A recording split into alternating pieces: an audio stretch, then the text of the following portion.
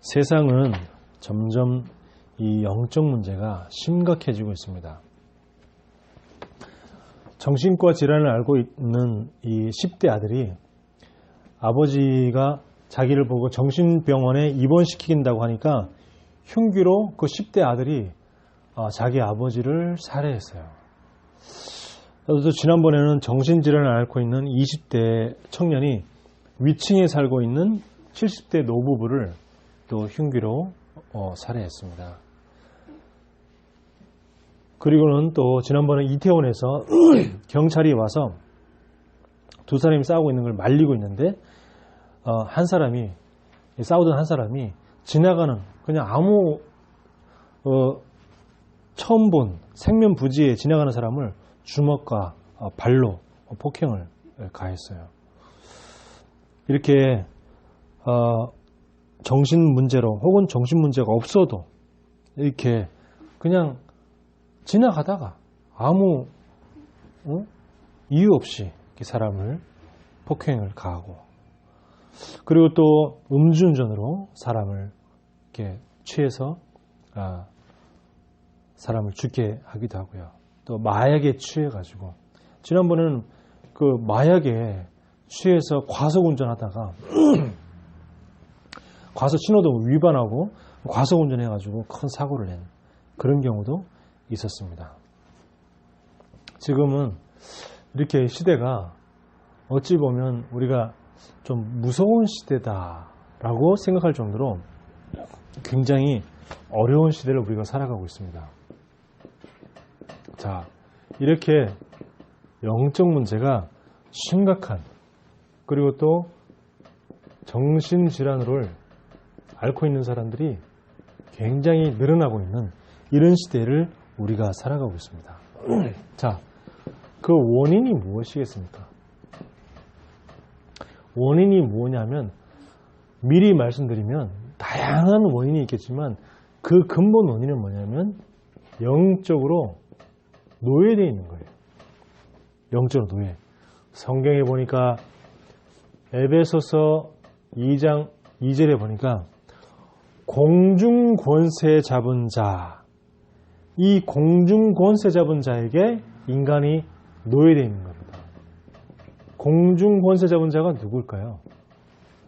이 공중이라는 것은 하늘을 말하는 거죠.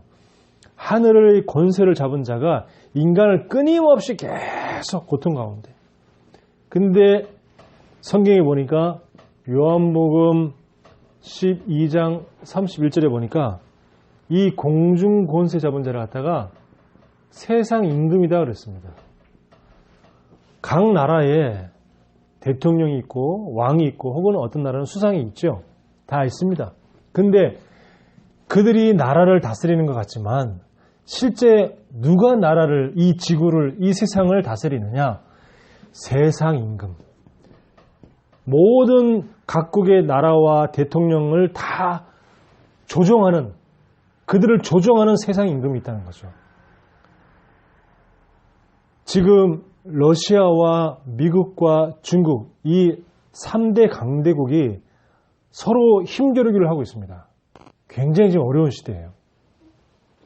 그러니까 자유민주국가 유럽 이런 쪽은 미국과 연합해서 같이 힘을 모으고 있고, 그리고 공산주의 국가는 중국, 러시아, 북한 이런 쪽은 또 이쪽 나라들끼리 서로 힘을 모으고 있고, 그래서 지금 굉장한 그것 때문에 경제전쟁, 무역전쟁 이런 많은 전쟁들이 지금 일어나고 있어요. 눈에 보이지 않는 전쟁들이 계속.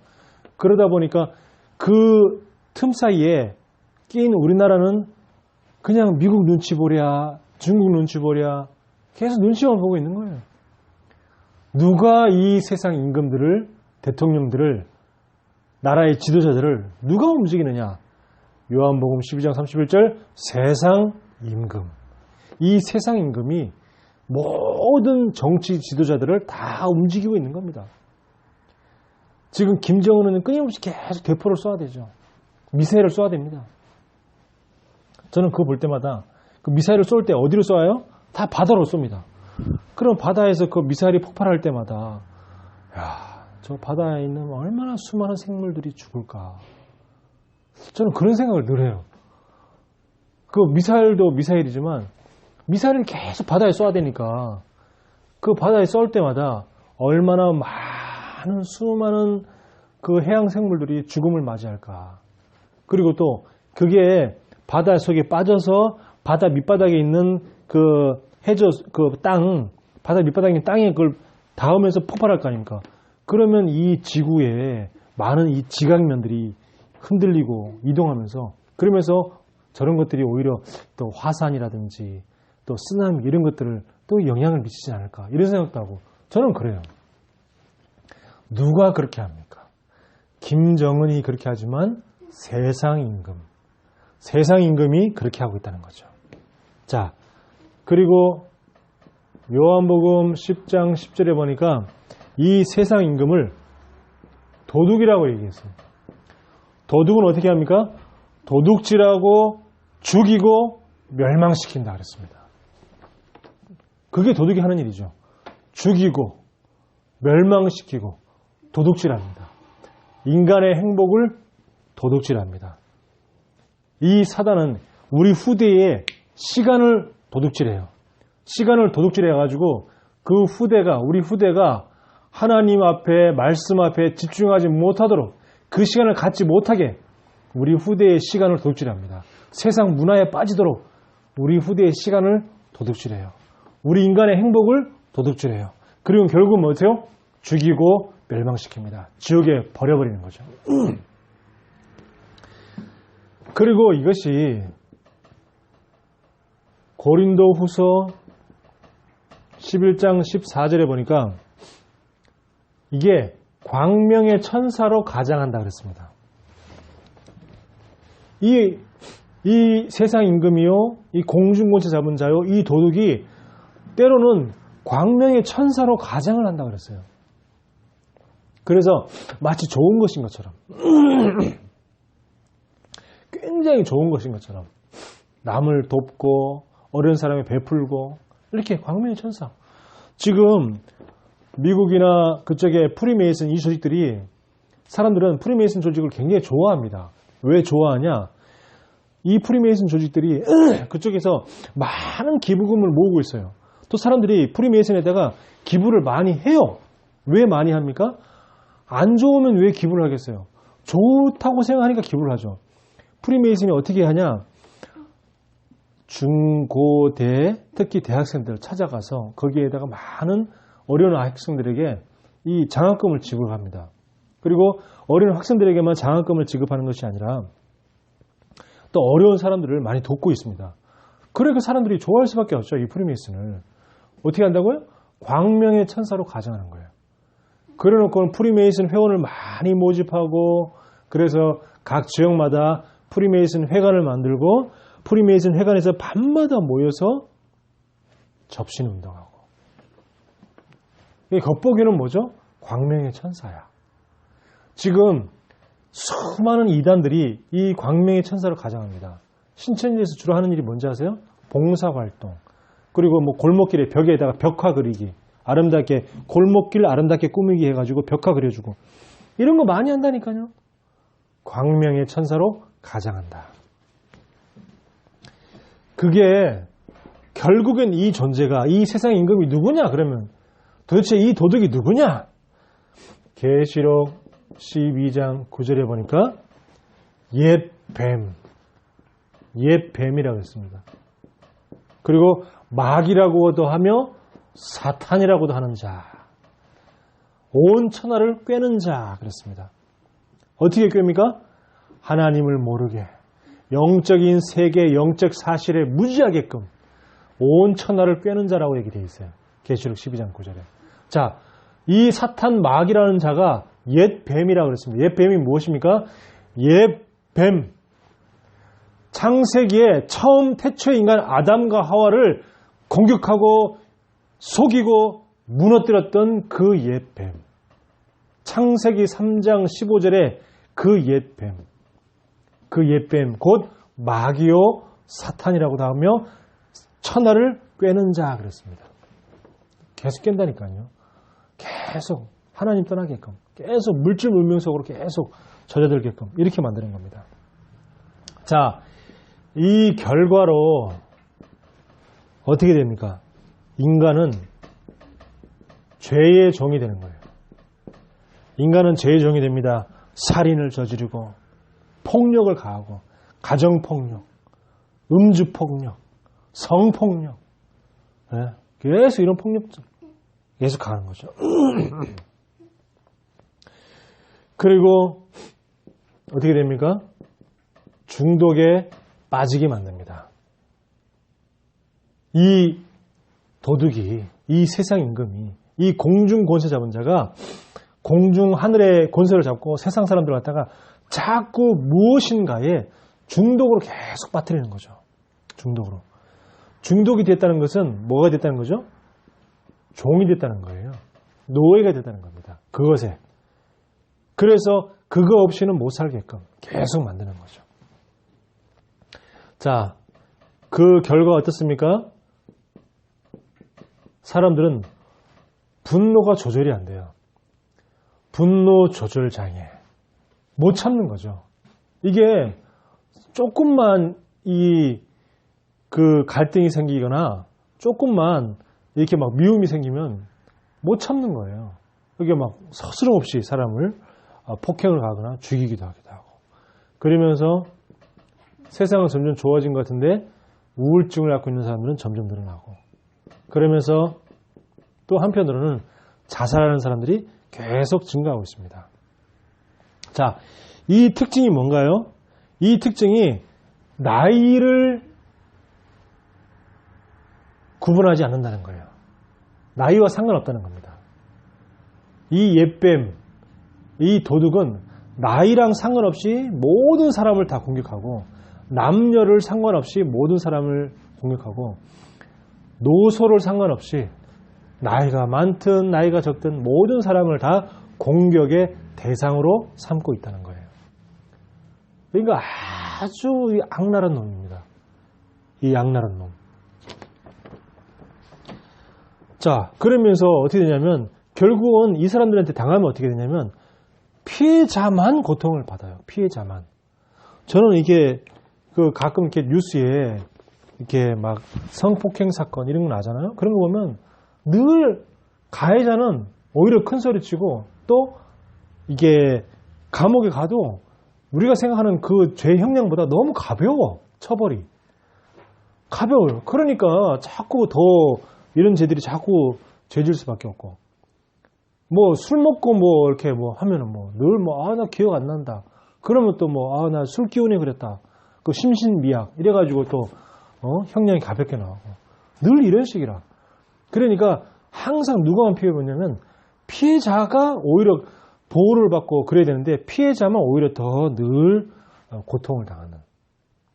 어떤 경우는 정치적인 프레임에 엮어가지고 지난번 우리 서울 시장의 박원순 시장에게 이게 계속 그 성추행을 당했던 그 비서는 분명히 피해자인데도 불구하고 그쪽에 이제 박원순이 민주당이다 보니까 민주당 쪽에서는 오히려 더 이제 그 박원순을 옹호하기도 하고 아니면 또 이게 피해자를 갖다가 약간 피해자라고 얘기하지 않고 피해 호소자. 그러니까 정확하게 피해자인지는 아직 모르겠지만 어찌됐든 간에 피해를 입었다고 호소하는 자. 이런 식으로 자꾸 이렇게 얘기를 하고.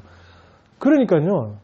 이렇게 뭐 어떤 경우는 정치적으로 엮어서 이렇게 피해자를 힘들게 만들고 어떤 경우는 법의 형량이 너무 가벼워서 또 피해자를 힘들게 만들고 이번에도 강원도에서 20대 스키 강사한테 초등학교 6학년이 성폭행을 당했잖아요.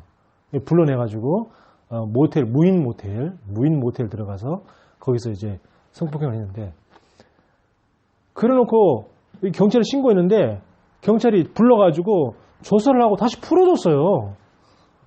이게 어떻게 이제 말이 안 되는 거잖아요.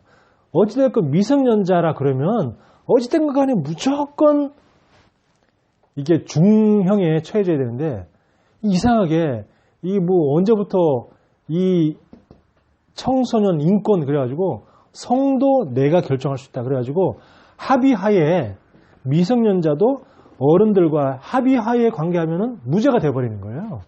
아, 쥐가 원해서 한다는데 뭐 이러면서. 그러니까 지금 그 가해자가 20대 그 스키 강사가 합의해서 했다. 그리고 내가 또 뭐 이렇게 돈도 좀 지어줬다. 뭐 이런 식으로 이렇게 뭐 해가지고, 그러니까 마치 그게 돈 지어준 것이 마치 이렇게 무슨 합의 본 것처럼 이렇게 피해자를 갖다가 이렇게 내가 좀 어느 정도 합의를 봤다는 그런 식으로 돼버리고, 그 다음에 또 두 번째는 합의했다고 하니까 서로 동의하에서 그렇게 관계를 하셨다 이렇게 돼버리니까 그러니까 이상하게 세상들이요 점점 더 피해자만 더 고통을 당하는 이런 시대가 돼버린 거예요. 그래서 지금 이제 그 뉴스에 나오고 막 떠들고 나니까 그제서야 다시 25일 만에 다시 가해자를 다시 불렀대요. 20일 해 풀어진 지 25일 만에 거의 한 달 다 지나가지고 뉴스에도 막 떠들고 하니까 이제서야 다시 이제 가해자를 다시 불렀다고 하니까 참 이게 경찰을 탓하기도 탓하지만 진짜 너무 법이 이상한 거예요, 지금. 법이. 자, 이런 결과가 나옵니다. 그래서 인간의 방법이 뭡니까? 이 인간의 방법은 어떻게든지 교육이 중요하다. 교육을 잘해야 된다. 그리고 또 물질이 있어야 돼. 돈이 있어야 돼. 착하게 살아야 돼. 인간의 방법으로는 안 된다는 겁니다. 아무리 교육을 많이 시킨다고 하더라도 요즘에 옛날보다 지금이 대학 나온 사람이 더 많겠습니까? 옛날이 더 많겠습니까? 지금이 대학 나온 사람이 더 많아요. 훨씬 많아요. 지금은 대학에서 이 학생들을 못 구해가지고 지금 미달자들이 속출하고 있어요. 그런데 어떻게 됩니까? 끔찍한 범죄는 더 늘어나고 있어요. 교육으로는 안 돼요. 교육으로는 인간이 바뀔 수가 없습니다. 어느 정도 생각은 바뀔 수 있지만 그 사람의 근본은 바뀌지가 않아요. 근본이 안 바뀐다니까요. 교육으로는. 아무리 돈이 많다 그래서 그 돈이 그 사람의 운명을 바꾸지는 못합니다. 이 사람은요, 돈을 많이 벌어서 또 나쁜 짓 한다니까요. 선행을 많이 해보기도 합니다. 본인에게는 굉장히 위로가 되고 또 본인에게는 굉장히 보람도 되고 또 힘도 얻겠죠. 그렇지만 그 선행으로 이 인류의 근본 문제를 해결할 수도 없고 또 교육이나 물질이나 선행이 이 눈에 보이지 않는 옛뱀, 도둑, 광명의 천사로 가장하는 이 악한 자를 이길 수가 없고 대적할 수가 없다는 거예요. 그래서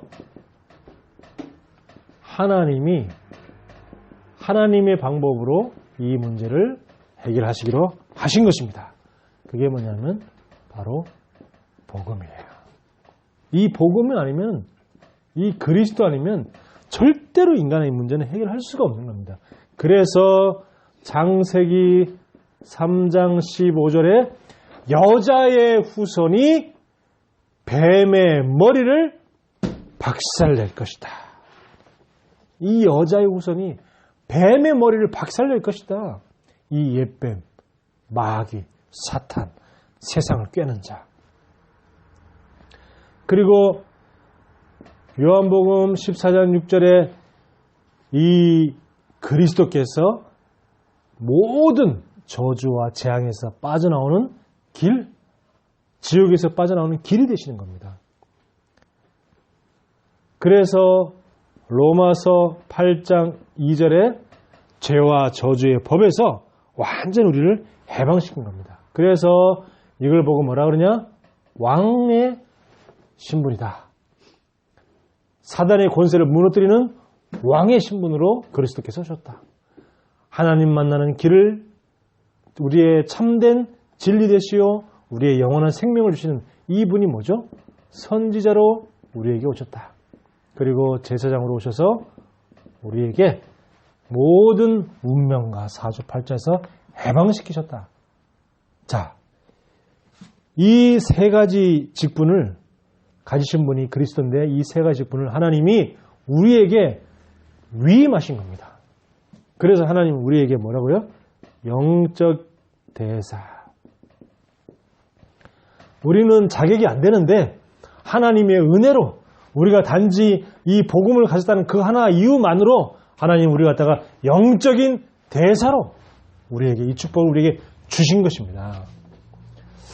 자, 그래서 하나님 우리의 영적 대사를 이 신분을 주셨는데 대사는요, 대사의 신분과 권세가 있죠. 그 대사는 옛날에는 이 옷이 달랐습니다. 대사관의 옷이. 자, 그렇다 그러면 오늘 뭐죠? 제사장의 옷. 우리에게 제사장의 옷을 만들고 제사장의 옷을 입으라는 것입니다. 그럼 이 제사장의 옷은 뭐예요? 자, 옷은 어떤 기능을 하냐면 옷은 제일 먼저 우리의 신체를 보호합니다. 더위에서도 우리의 몸을 보호하고 추위에서, 그죠? 우리 추위를 우리 이길 수 있도록 혹은 추위에서 우리가 살아남을 수 있도록 이렇게 우리 몸을 따뜻하게 해주는 그런 우리 몸을 보호하는 역할을 하죠. 그러면서도 어떤 효과가 있습니까? 시각적인 효과. 아, 저 사람은 옷이 참 너무 멋있다. 아, 저분은 참 옷을 되게 예쁘게 입었다. 아, 저 사람 색깔이 참 좋다. 이런 식으로 이런 시각 효과가 있죠. 이게 뭔가 약간 그 멋을 내는 그런 용도도 있습니다. 더 중요한 건 뭐냐면 신분을 나타내는 거죠. 왕이 입는 옷이 다르고 신하가 입는 옷이 다르고 평민이 입는 옷이 다르고 또 노예가 입는 옷이 다릅니다. 지금도 그렇습니다. 법관은 법관의 법복이라고 하는 그 옷을 입죠. 법복. 그리고 경찰관은 뭐죠? 경찰복을 입습니다. 소방수는 소방사의 그 옷을 입습니다. 그러니까 옷이라고 하는 것은 신분을 나타내요. 의사 그 가운을 입으면 의사가 되는 거죠. 간호사도 그런 그 신분에 맞는 옷을 입습니다. 자, 이렇게 옷은 그 사람의 신분을 나타냅니다. 그런데 성경에 보니까 오늘 말씀에 2절에 보면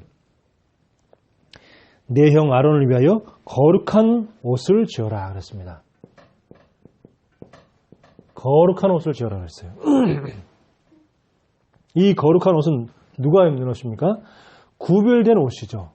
구별된 옷은 누가 입냐? 구별된 자가 입는 옷이죠. 구별된 자가 입는 옷이 뭐냐? 바로 거룩한 옷입니다. 하나님이 우리를 구별된 자로 부르시고 구별된 옷을 입으라는 겁니다. 하나님이 우리에게 영적 대사로 우리는 제사장이 될 수 없지만 하나님의 은혜로 우리가 복음을 알고 있기 때문에 우리를 영적인 제사장으로 부르셨어요. 그래서 영적 제사장에 맞는 걸맞는 옷을 입으라는 겁니다. 자, 이 옷은 우리에게 중요한 제사장의 신분과 권세가 옷을 입음으로 해서 주어지는 거죠. 나타난 겁니다. 그래서 이 옷을 입은 자는 죄와 사망의 법에 빠진 자를 갖다가 건질 수 있는 거죠. 아무나 건질 수가 없습니다. 종교가 얼마나 많습니까? 세상에 많은 종교가 있습니다. 많은 교회들도 있습니다. 교회 다니는 성도들도 많이 있습니다. 그렇지만 진짜 인간을 죄와 사망의 법에서 그들을 건져낼 수 있는 사람은 참된 복음의 옷을 입은 바로 그 자가 모든 재앙과 저주에 빠진 자를 건져낼 수 있습니다. 그래서 하나님 우리를 갖다가 누구로 부르셨냐? 살리는 자로 우리를 부르셨어요. 그래서 한마디로 우리는 뭐죠? 한마디로 말하면 인명구조대. 그 해수욕장 가면 인명구조대 있잖아요. 이렇게 늘 이렇게 쭉 높은 곳에서 쫙 지켜보고 있다가 해수욕장에서 바닷물에 혹시 멀리 가거나 하고는 뭐 빠져서 허우적대거나 그러면 달려가서 그 사람을 구조하는 인명구조대. 하나님은 우리에게 인명구조대, 이렇게 해변의 높은 곳, 망대라죠, 망대. 파수꾼으로, 인명구조대로 우리를 부르신 겁니다. 그래서 우리에게는 이미 신분과 권세가 주어졌기 때문에 이 신분과 권세를 사용하고 누릴 때 모든 어둠의 권세가 무너지는 겁니다. 지난번에 인천에서 층간 소음 때문에 살인사건이 벌어졌을 때 경찰이 와서 어떻게 했어요? 도망갔잖아요. 경찰의 옷을 입고 경찰관의 신분을 가지고 있음에도 불구하고 도망을 갔어요. 그래서 안타까운 생명이 죽게 되었습니다. 우리는요, 도망갈 필요가 없어요. 우리가 그리스도 이름 부르는 그 순간 어둠의 세력은 무너진다. 예수 그리스도 이름으로 더러운 흑암의 권세야 결박을 받고 떠나갈지어다. 우리가 이 제사장의 옷을 하나님 우리에게 입혀 주셨습니다. 자, 근데 이 옷을 누가 짓느냐? 3절에 보니까 너는 무릇 마음에 지혜 있는 모든 자, 그렇고요, 내가 지혜로운 영으로 채운 자들에게. 누가 옷을 지었냐? 마음에 지혜 있는 자. 마음에 지혜 있는 자가 그 옷을, 제사장의 옷이니까 아무나 지을 수 없죠. 그 옷을 지을 수 있다 그랬습니다. 근데 마음에 지혜 있는 자가 또 누가 스스로 지혜 있는 게 아니고 하나님이 지혜의 영으로 채운 자 그랬어요. 저절로 지가 스스로 지혜로운 게 아니고 하나님이 그 마음에 지혜로운 영으로 뭐한 자? 채운 자. 하나님이 지혜를 채워줘야지 지혜로워진다 그 말이죠. 그러니까 내 힘으로 내가 아무리 지혜로워지려고 책을 많이 읽고 무슨 돌을 닦고 그런 것도 중요하지만 그게 중요한 게 아니고 하나님이 그 마음에 지혜로운 영을 주셔야 되는 거예요. 지혜로운 영을 주셔야 되는 겁니다. 그래서 그 마음에, 이 마음에 있는 것이 말로 나타나고 마음에 있는 것이 행동으로 나타나잖아요. 내가 마음속에 내가 먹고 싶다는 그 마음이 들면은 그거 먹게 되잖아요. 그래서 이 마음에 무엇이 담겨 있느냐가 그게 말로 행동으로 나타납니다. 마음에 증오가 가득한 사람들은 남을 미워하는 말이 나올 수밖에 없죠. 남을 죽이는 독이 입에서 나올 수밖에 없죠. 그래서 이 마음에 무엇이 담겨 있느냐가 굉장히 중요한 겁니다. 그래서 하나님이 하나님이 그 마음속에 지혜로운 영으로 채운 자. 어떻게 해요? 채웠다는 것은 충만한 거 아닙니까? 뭘로요? 성령으로. 오력으로 채웠다는 겁니다. 성령으로, 오력으로. 우리가 어떤 일을 하기 이전에 제일 먼저 받아야 될 것이 뭐냐? 오늘 말씀했잖아요. 그 사람이 아무나 하는 것이 아니고 먼저 이 옷을 만들기 전에 먼저 뭘 받아야 된다고? 하나님의 영으로 그 마음의 체험을 받은 자.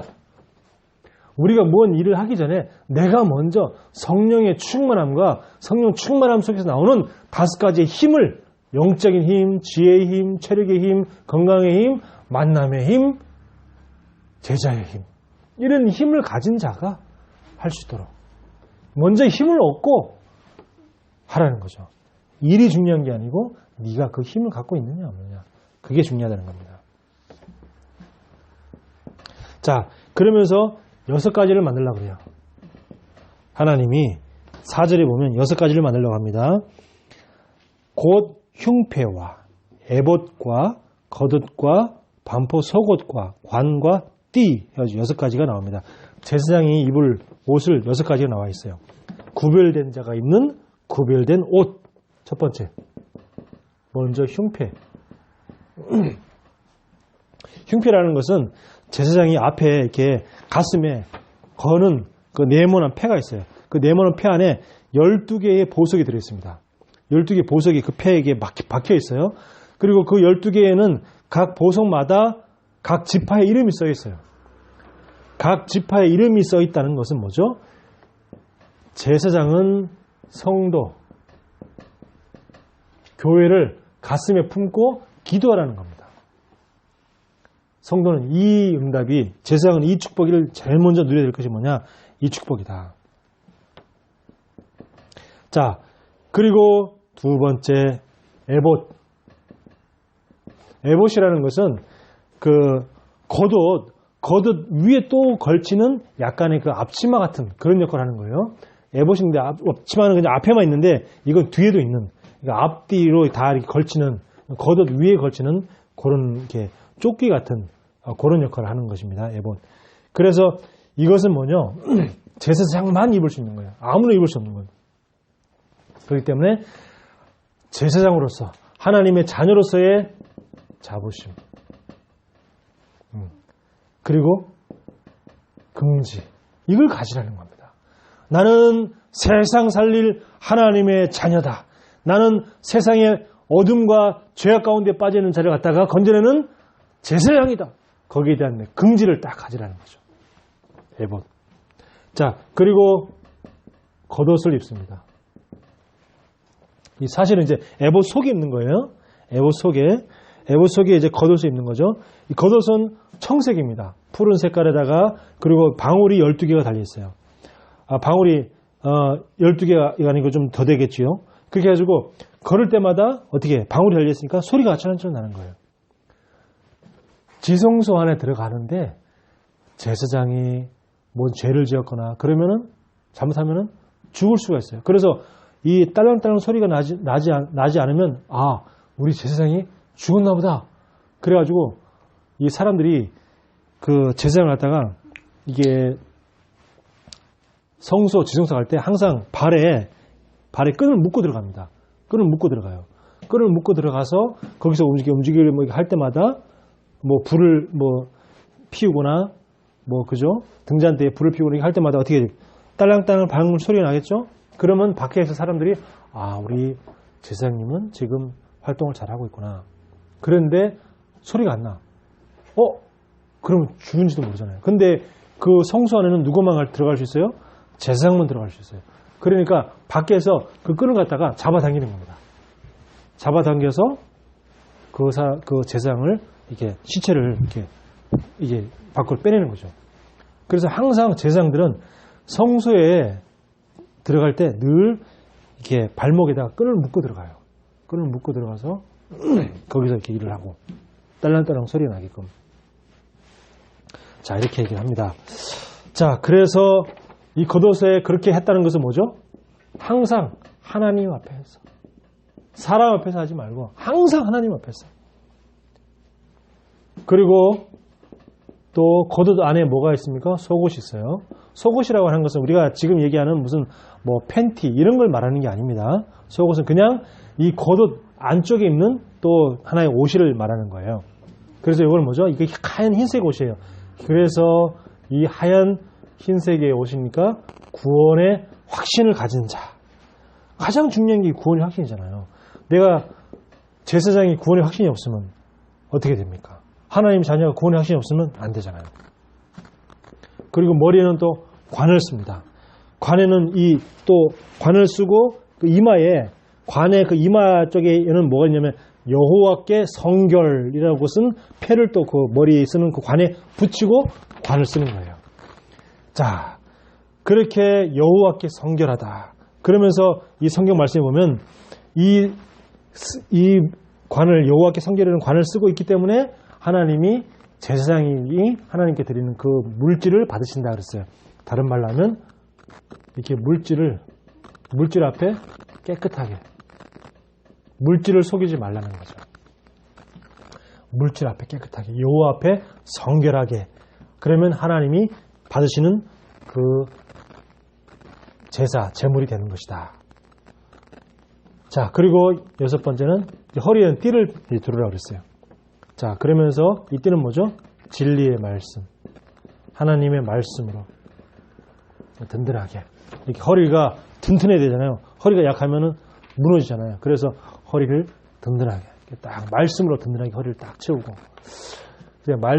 제일 먼저 뭘 입습니까? 속옷을 입겠죠? 그냥 우리가 입는 그냥 팬티 같은 그런 옷이 아니라 진짜 긴, 그냥 안에 얻는, 그냥 이게 이런 옷이죠. 겉옷. 이게 겉옷이고 이것은 속옷. 이런 의미의 속옷입니다. 그래서 속옷을 입고 그 위에 두 번째 이제 겉옷을 입고 그 위에 에봇을 입고 에봇 앞에는 흉패를 걸치고 그리고 머리에는 관을 쓰고 그리고 허리에는 띠를 띠고 이렇게 순서가 이렇게 되는 겁니다. 성경에는 그냥 이렇게 나와 있는데 원래 순서는 첫 번째 얘기가 두 번째, 세 번째, 네 번째 그리고 다섯 번째, 여섯 번째 이렇게 되는 거죠. 자, 이렇게 쭉 제사장의 옷을 입는 겁니다. 자, 하나님께서 우리에게 구별된 자로 부르셨어요. 하나님 우리를 갖다가 구별된 신분으로 부르신 겁니다. 뭘로요? 영적인 제사장으로. 그래서 우리는 구별된 신분이기 때문에 우리는 누구냐? 인간의 종이 아니라 하나님의 종입니다. 세상 눈치 보고 사람들 말에 휘둘리는 사람이 아니라 하나님의 종이기 때문에 하나님의 말씀을 귀에 담고 하나님의 말씀을 마음에 담는 사람이란 말입니다. 그게 하나님의 종이죠. 사람의 종은 무엇입니까? 사람의 종은 사람의 말 따라 사람이 이렇게 해라 그러면 이렇게 하고 저렇게 하라면 저렇게 하고 이게 사람 말 따라 가는 사람이 사람의 종이에요. 그렇지만 우리는 뭐냐? 하나님의 종이기 때문에 사람 말도 듣지만 사람 말을 마음에 담지 말고 사람 말도 듣지만 하나님의 말씀을 마음에 담는 하나님의 종이다. 자, 그리고 누가 함께 하냐? 우리는 예수님이 우리와 함께 하십니다. 그래서 절대로 묶이지 마라. 절대로 눌리지 마라. 왜? 요한복음 8장 32절에 보니까 진리를 알지니 진리가 너희를 자유케 하리라. 우리는 자유자예요. 우리는 자유인이라니까요. 완전 우리 해방받은 사람입니다. 이 때문에 어떤 것에도 우리는 눌릴 필요가 없고 어떤 것에서 우리는 묶일 필요도 없어요. 우리는 무조건 누리는 자입니다. 자유인이에요. 우리는 무엇이든지 할 수 있고 무엇이든지 될 수가 있어요. 우리는 절대 묶일 필요가 없습니다. 절대 우리는 눌릴 필요 없어요. 아니 사람들이 전부 다 자기 다 지인들 이렇게 통해가지고 전부 다 막 벌써 이달에도 막 몇 건씩 했어요.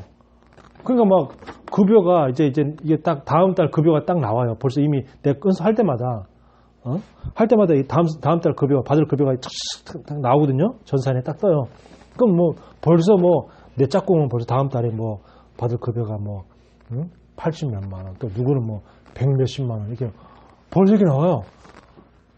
그러니까 나도 모르게 살짝 어떻게 돼요?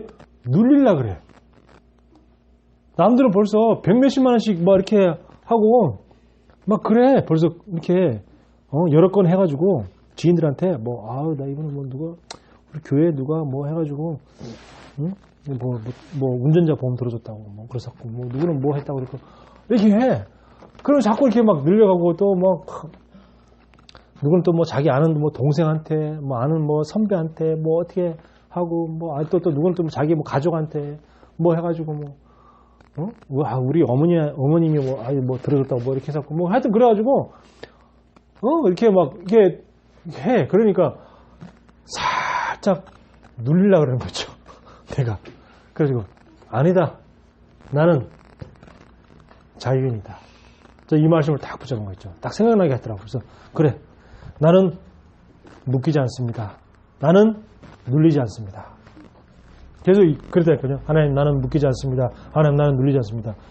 이게 말씀 붙잡으니까 내가 해방되더라니까요. 자유하게 되더라니까요. 그리고 말씀 붙잡아야 돼요.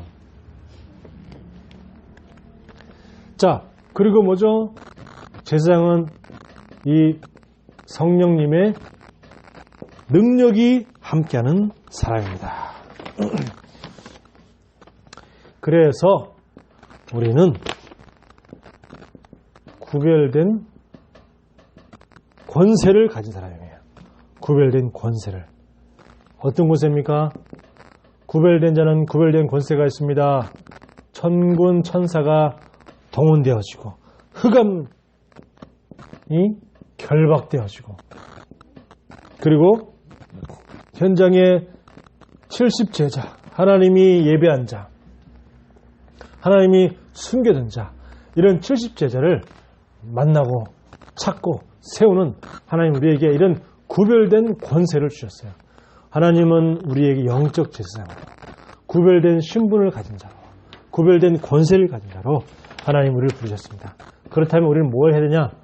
이제는 제사장의 여정을 가는 겁니다. 어떻게 합니까? 오직 복음으로. 오직 복음으로. 그리고 유일성으로. 영적인 힘이죠. 오직 복음, 유일한 힘. 그리고 재창조의 치유. 영적 변화.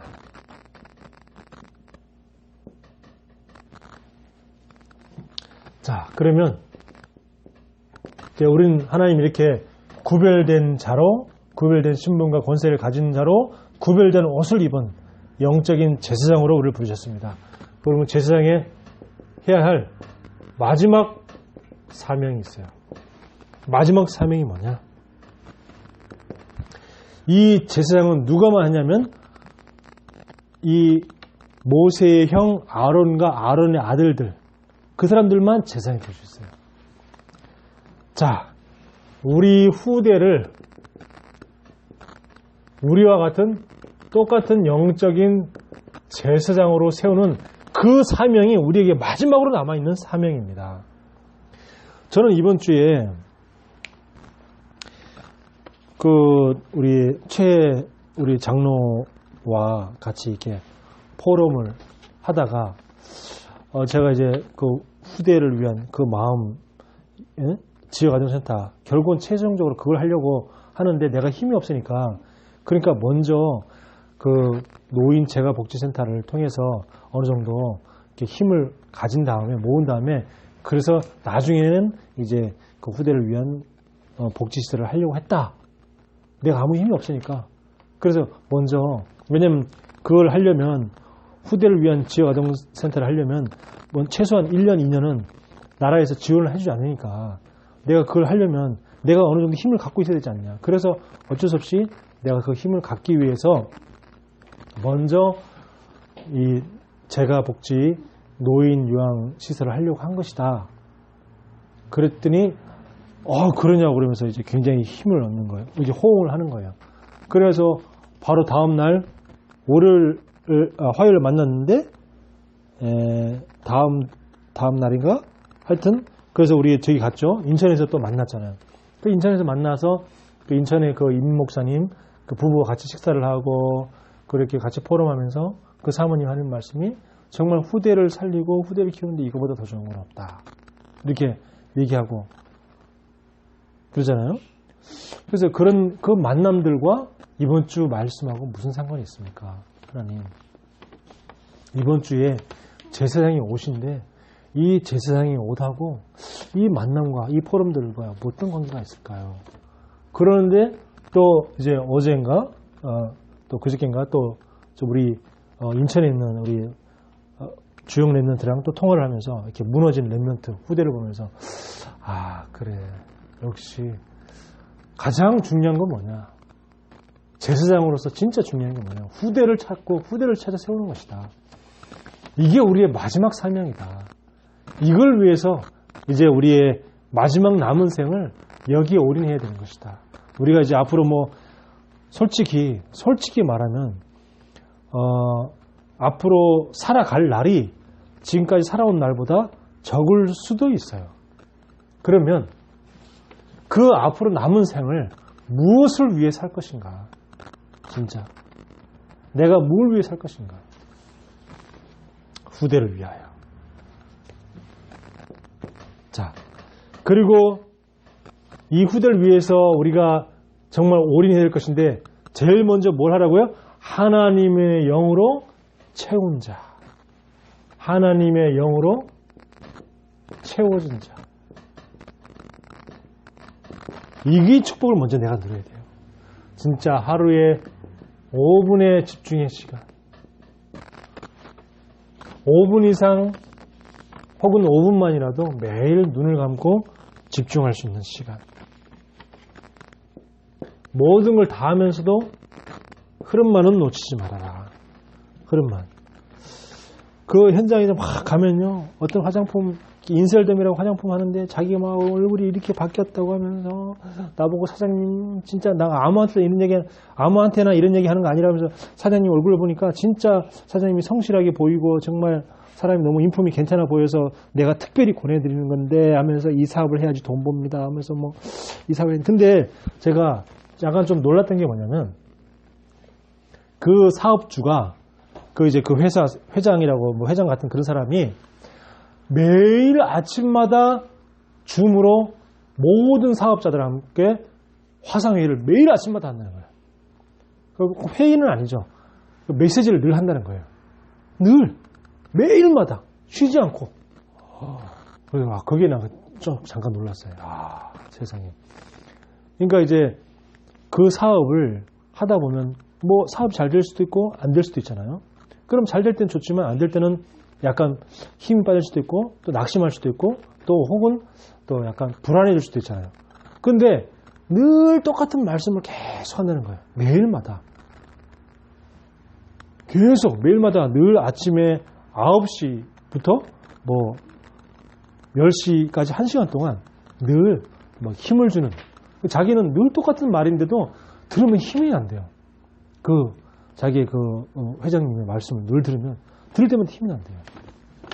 그래서 저분이 얼마나 우리를 위하시고 또 얼마나 많은 사람이 도움을 주려고 하는가 이런 것들이 느껴진다는 거예요. 그래서 그렇구나. 진짜 그러니까 이 흐름 속에 없는 사람은 그 사업을 하는 사람 중에도 안 되는 사람도 있다는 거예요. 자기는 늘 그 매일마다 그 말씀을 듣는 뭐 성경 말씀도 아니고 하여튼 그 메시지를 그 회장의 메시지를 매일마다 듣는다는 거예요. 근데 그 매일마다 한다는 그분도 참 대단하죠. 어떻게 그걸 매일마다 우리말로 하면 뭐 어떻게 매일 다락방 하는 거예요. 그 비대면으로 매일 다락방을 대단하죠. 그리고 애터미도 마찬가지입니다. 애터미도요 일주일에 보통 한 번 없으면 한 번 많으면 두 번 세 번씩 계속 그런 게 있어요. 그런 설명회가 늘 있어요. 설명회가 늘 있고 또 이렇게 뭐 인문학 강의 뭐 이런 것도 있고 막 늘 있어요.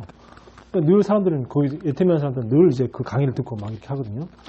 그러니까 왜 그렇게 그 회사에서 왜 자꾸 그런 그 모이고 막 메시지를 자꾸 듣게 할까요? 뭔가 이 흐름을 통해서 뭔가를 각인을 시키는 거죠. 뭔가 각인을 시키고 뭔가를 자꾸 메시지를 전달하는 거죠. 그리고 또 뭔가 안 된다는 그런 불안을 할 때 그런 각인을 바꾸는 거예요. 자꾸. 안 된다. 힘들다. 이런 생각을 못하게끔 계속 각인을 시키고 또 각인을 바꿔주고 그걸 자꾸 하는 거예요. 그래서 우리도 뭐냐?